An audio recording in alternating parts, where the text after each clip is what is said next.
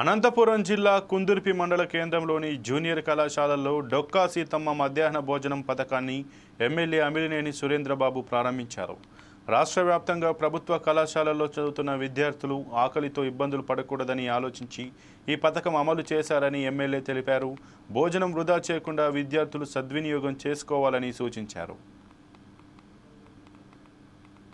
కుందుర్పి మండలంలో రెండోసారి విద్యార్థుల సమక్షంలో నేను మాట్లాడడం జరుగుతుంది. నిజంగా ఇప్పుడు మాట్లాడిన ముగ్గురు విద్యార్థులు కూడా అద్భుతంగా మాట్లాడారు.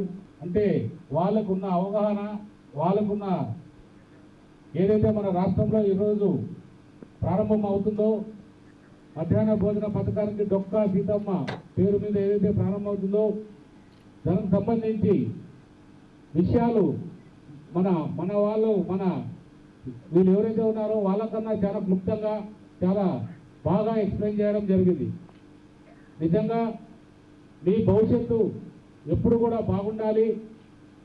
ఈ కుందుర్పి మండలంలో కుందుర్పి హెడ్ క్వార్టర్లో మారుమూల మండలమైన మన ప్రాంతం ఎప్పుడు కూడా తోడుగా మేముంటాం, తోడుగా అభివృద్ధి చేద్దాం. ఎందుకంటే ఎంతో ఉత్సాహంగా ఉన్న ఈ వాతావరణం కానీ ఈ చెట్లు కానీ చాలా అద్భుతంగా ఉంది కాలేజు. ఏదేమైనా కూడా పిల్లలు చెప్పారు డొక్కా సీతమ్మ గారి పేరు ఎందుకు పెట్టారనేది. నిజంగా అది మనం మొదటిసారిగా మనం ధన్యవాదాలు చెప్పాల్సింది చంద్రబాబు నాయుడు గారికి, పవన్ కళ్యాణ్ గారికి, అలాగే మన నారా లోకేష్ గారికి.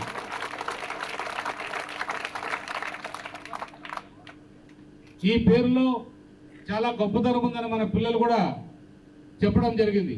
నిజంగా గొప్పతనమే ఉంది. ఏ రోజు కూడా పేర్లకు పాకులాడే ప్రభుత్వం కాదని ఇప్పుడు మీరు చూస్తే చాలా పథకాలకు కూడా పెద్దల పేర్లే పెడుతూ వచ్చారు. అందులో భాగంగా ఈ రోజు కూడా మధ్యాహ్న భోజన పథకానికి కూడా డొక్కా సీతమ్మ గారి పేరు పెట్టడం జరిగింది. ఏదేమైనా కూడా ఈ మధ్యాహ్న భోజన పథకం అనేది చాలా ముఖ్యమైన